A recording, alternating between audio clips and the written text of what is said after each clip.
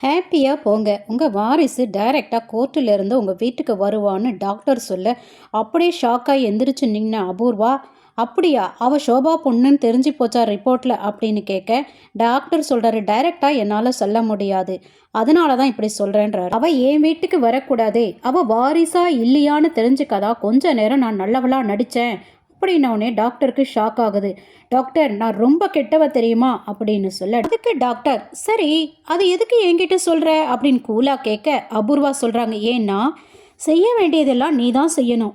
ரிப்போர்ட்டை negative ரிப்போர்ட்டாக change பண்ணிட்டு கோர்ட்டில் சப்மிட் பண்ணிடு அப்படின்னு சொல்லிக்கிட்டே பிளாங்க் செக் எடுத்து நீட்டுறாங்க. இதை பார்த்த டாக்டர், நீ அறிவை யூஸ் பண்ணி நல்லவளா நடிச்சு என் வாயிலிருந்து உண்மையை வாங்கின அளவுக்கு இது ஈஸி இல்லை அபூர்வா, நெகட்டிவ் ரிப்போர்ட்டாக சேஞ்ச் பண்ணுறதுக்கு அப்படின்னு சொல்ல, கோபமான அபூர்வா, மிஸ்டர் ஜெயவர்தனா அப்படின்னு பேர் சொல்லி கூப்பிட, ஷட் அப். நான் ரொம்ப கெட்டவன்னு நீ ஃபோன்லேயே சொல்லியிருந்தா அப்பாயின்மெண்ட் இல்லைன்னு செருப்பால் அடித்த மாதிரி நான் சொல்லியிருப்பேன். நீ இங்கே வரத்துக்கு முன்னாடியே என்னை பற்றி விசாரிச்சுட்டு வந்திருந்தா என்னை உன்னால் வாங்க முடியாதுன்னு உனக்கு தெரிஞ்சிருக்கும். நான் சின்சியர் சயின்டிஸ்ட் தெரியுமா, ரிப்போர்ட்டெல்லாம் என்னால் மாற்ற முடியாதுன்னு கட் அண்ட் ரைட்டாக சொல்லிடுறாரு. அதுக்கு அபூர்வா, நீ ரொம்ப சாதாரணமானவ, நான் பெரிய புயல், என்கிட்ட மாட்டிக்கிட்டு நீ சீரழியாத அப்படின்னு சொல்ல, உடனே டாக்டரோ, எனக்கு தெரிஞ்ச மூவி டைரக்டர் இருக்காரு, அவர்கிட்ட போய் இந்த டைலாக்கை சொல்லு, அவருக்கு பிடிச்சா 10 ரூபாய் கொடுப்பாரு அப்படின்னு சொல்லிக்கிட்டே செக்கை கிழிச்சு அபூர்வ முகத்தில் தூக்கி எரிஞ்சிட்டு கெட் லாஸ்ட் அப்படின்னு சொல்கிறாரு. உன்னை விடமாட்டேன்டா விடமாட்டேன்னு கோவமாக போகிறாங்க அபூர்வா.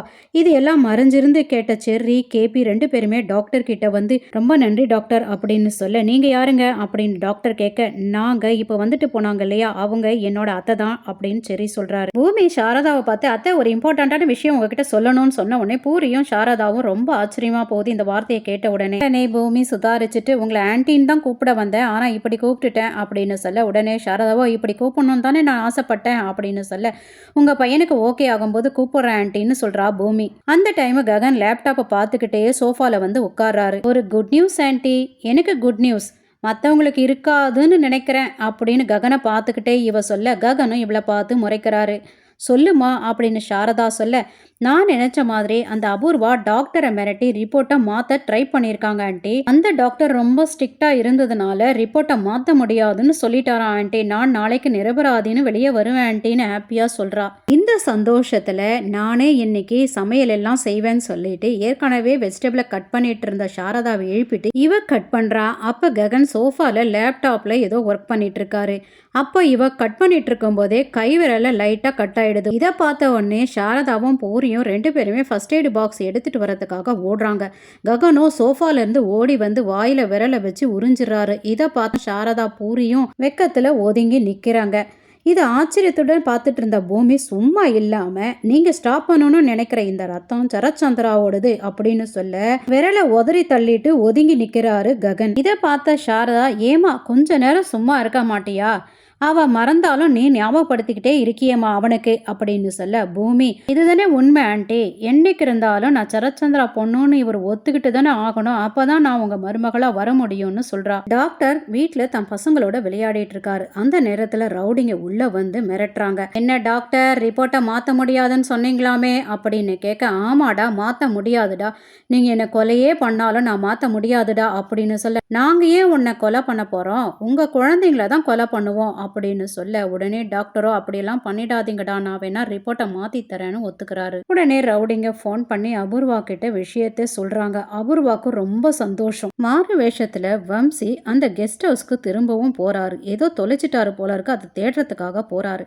அந்த நேரத்துல போலீஸ் அங்க காவலுக்கு இருந்தவர் வந்து, யாருடா அது அப்படின்னு கேட்க, அவர்கிட்ட இருந்து தப்பிச்சுட்டு வீட்டுக்கு வராரு. அர்த்த ராத்திரில எங்க போனீங்க அப்படின்னு இந்து கேட்க, அதுக்கு வம்சி, என் ஃப்ரெண்டுக்கு உடம்பு சரியில்லாம போயிடுச்சு, அதனாலதான் அவனை ஹாஸ்பிட்டல்ல விட்டுட்டு வரேன்னு சொல்றாரு. மறுநாள் காலையில பூஜை எல்லாம் முடிச்சுட்டு பூமியை ஆசீர்வதிக்கிறாங்க சாரதா. அப்புறம் பூரி கிட்ட கேக்குறாங்க, அண்ணன் எங்கம்மா அப்படின்னு கேட்க, அவர் ரூம்ல இருக்காருமா, வெளில வரல அப்படின்னு சொல்ல, சாரதா ககன் ரூமுக்கு போய், நாம இப்போ கோர்ட்டுக்கு போலாமாப்பா அப்படின்னு கேட்க, அதுக்கு ககன், என் மனசு மொத்தமா குழப்பமா இருக்குமா அப்படின்னு சொல்ல, ஏண்டா பூமி சரச்சந்திரா பொண்ணுன்னு அவன் நம்புறாமா, நீ என்னமா நினைக்கிற அப்படின்னு ககன் கேட்க, அவ சரச்சந்திரா பொண்ணுதான் ப்ரூவ் பண்ணாதனடா அவன் நிரபராதின்னு வெளியே வருவா, நீ அதை மறந்துட்டியாடா அப்படின்னு கேட்க, அதுக்கு ககனோ, அவ எந்த தப்பும் செய்யலம்மா, அவளை எப்படியாவது நான் வெளியில கொண்டு வந்துருவேன், ஆனா சரச்சந்திரா மகள்னு ப்ரூவ் ஆயிடுச்சுன்னா எனக்கு தான் லைஃப் லாங் தண்டனையா மாறிடுமா, அப்போ அவன் நான் காதலிச்சு பொண்ணா இருக்காதுமா, அட்லீஸ்ட் அறிமுகமான பொண்ணா கூட எனக்கு இருக்க மாட்டாமா அப்படின்னு சொல்ல சாரதா,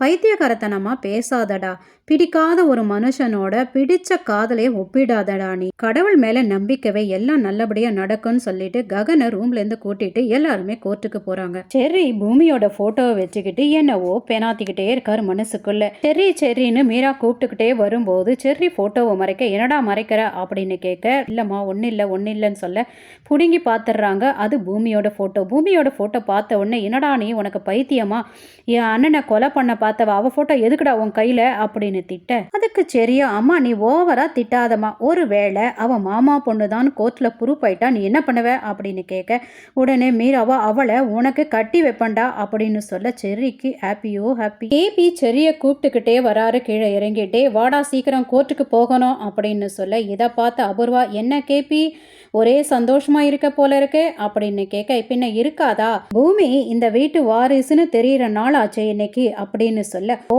அதுக்காக தான் என்ன ஃபாலோ பண்ணி நேத்து லேப் வரைக்கும் வந்தீங்களா, தப்பு பண்ண தெரியாதவங்க தப்பு பண்ணும்போது மாட்டிப்பாங்க கேபி அப்படின்னு அபூர்வா சொல்ல, அதுக்கு கேபி, அது மட்டும் இல்ல, நீங்க கொடுத்த செக்கை உங்க முகத்திலேயே கிழிச்சு தூக்கி போட்டதையும் நாங்க பார்த்தோம் அப்படின்னு திமுரா சொல்ல, அதே எண்டிங்க நினைச்சு ஆனந்தப்படுறியா கேபி, எங்க ரவுடிங்க அந்த ஆஃபீஸர் வீட்டுக்கு போய் அவங்க குழந்தைங்கள கொலை பண்ணிடுவோன்னு மிரட்டி ரிப்போர்ட்டை மாத்திட்டாங்க.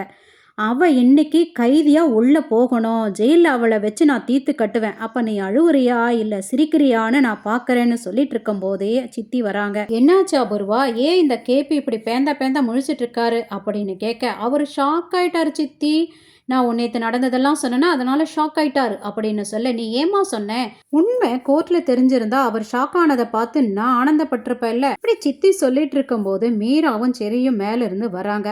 எல்லாரும் கோர்ட்டுக்கு போலாமான்னு சொல்லிட்டு கிளம்ப, உடனே கேபி செர்ரி கிட்ட ரிப்போர்ட் மாத்தினதை பத்தி சொல்றாரு. இன்னைக்கு நீ நிரபராதியா வெளியே வருவமான்னு சாரதா ஆறுதல் சொல்லிட்டு இருக்கும் போதே கேபியும் செர்ரியும் வந்து டாக்டர் ரிப்போர்ட்டை மாத்திட்டாருன்னு சொல்ல, பூமியும் ரொம்ப உடஞ்சி போயிடுறா. இதை கேட்டுக்கிட்டே இருந்த ககன் எந்த ரியாக்ஷனும் இல்லாம இருக்காரு. கோர்ட்ல திரும்பவும் லாயர், இவங்க பூமி சொல்றது எல்லாமே பொய்யுங்க, சோபா சந்திரா எரிஞ்சு சாம்பல் ஆகும் போது அவங்க வயிற்றுல இருந்த குழந்தையும் செத்து போச்சு அப்படின்னு சொல்றாரு. அதுக்கு ஜட்ஜியோ, ரிப்போர்ட்டை பார்க்காம இப்படி பேசிட்டு இருக்கீங்க, அப்போ ரிசல்ட் உங்களுக்கு முன்னாடியே தெரியுமா அப்படின்னு கேக்குறாரு. இல்லைன்னு சொல்லிட்டு அவர் வாதாட ட்ரை பண்ணும்போது, ஸ்டாப் பண்ணுங்க, முதல்ல ரிப்போர்ட்டை பார்க்கலான்னு சொல்லிட்டு ரிப்போர்ட்டை பிரிச்சு பார்க்கறாரு. எல்லாரும் ஒரே டென்ஷனா உட்காந்துருக்காங்க. பூமிக்கு பயங்கர டென்ஷன். இந்த ரிப்போர்ட்ல என்ன இருக்குன்னா, இந்த பொண்ணு பூமி சரச்சந்திரா பொண்ணு தான் ரிப்போர்ட் சொல்லுது அப்படின்னு சொல்ல, ஷாக் ஆகுது அபூர்வா டீமுக்கு. எந்த ரியாக்ஷனுமே இல்லாம உட்காந்துருக்காரு ககன். வாவ் ககன் சூப்பர், நீங்க தான் இதை பண்ணியிருப்பீங்கன்னு எங்களுக்கு எல்லாருக்குமே தெரியும். இதோட இந்த எபிசோடு முடிச்சிருக்காங்க. தேங்க்யூ ஃபார் வாட்சிங்.